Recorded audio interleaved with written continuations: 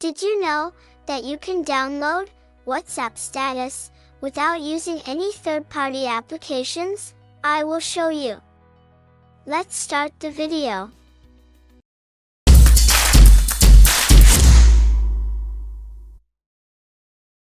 First of all, you need to watch the status completely. Open My Files. Now, you need to activate the Show Hidden Files option. To proceed, please access your device's internal storage. Search the folder name called Android. Click on the Android folder. You will find a Media folder, and inside it, you will find com.whatsapp folder. Inside, click on the WhatsApp folder and then the Media folder. Here, you will find many folders that relate to that data.